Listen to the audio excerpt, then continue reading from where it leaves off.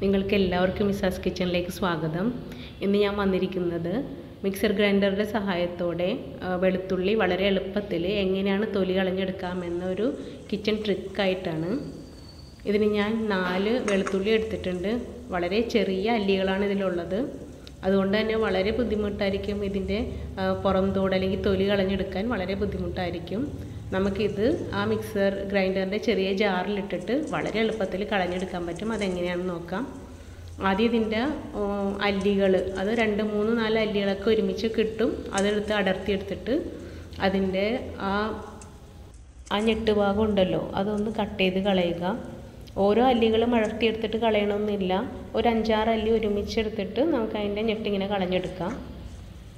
ഇതങ്ങനെ നമുക്ക് എല്ലാത്തിൻ്റെയും ഞെട്ട് കളഞ്ഞെടുക്കാം. ഇത് ഞാൻ ഒരുമിച്ചാണ് കളഞ്ഞത്. അങ്ങനെ ചെയ്താൽ മതി.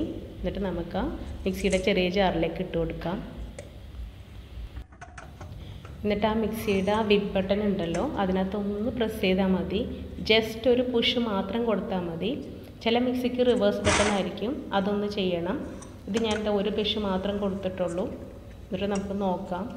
എല്ലാം വിട്ട് വന്നിട്ടില്ല, നമുക്ക് ഒരു പ്രാവശ്യം കൂടി ഒന്ന് പ്രസ് ചെയ്ത് കൊടുക്കേണ്ടി വരും. ഒരു പ്രാവശ്യം കൂടി പ്രസ് ചെയ്ത് കൊടുക്കണേന്ന് മതി. ഇത്ര മതി. കൂടുതൽ നമ്മൾ ടൈം ഇതുപോലെ പ്രസ് ചെയ്ത് വെച്ചിട്ടുണ്ടെങ്കിൽ ഈ വെളുത്തുള്ളി എല്ലാം ചതഞ്ഞു വരും.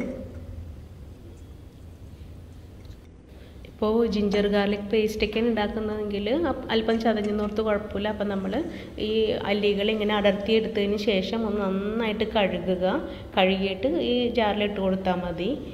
ചുവന്നുള്ളിയുടെ അതിനകത്ത് അഴുക്കിരിക്കണ പോലെ വെളുത്തുള്ളിയിൽ അങ്ങനെ കാണാറില്ല. അപ്പോൾ അതുകൊണ്ട് നന്നായിട്ടൊന്ന് കഴുകുമ്പോൾ അത് ക്ലീനായി കിട്ടിക്കോളും. എന്നിട്ട് അതിൻ്റെ തൊലികളെല്ലാം കളഞ്ഞിട്ട് നമുക്കത് അരച്ചെടുക്കാം. ഇനി ചൂടുവെള്ളത്തിലോ പച്ചവെള്ളത്തിലോ ഇട്ടാണ് നമ്മൾ തൊലി കളയുന്നതെങ്കിൽ ഒരു അരമണിക്കൂർ അല്ലെങ്കിൽ 1 മണിക്കൂർ നമുക്കത് അലിഞ്ഞ് കിട്ടാൻ വെയിറ്റ് ചെയ്യേണ്ടി വരും.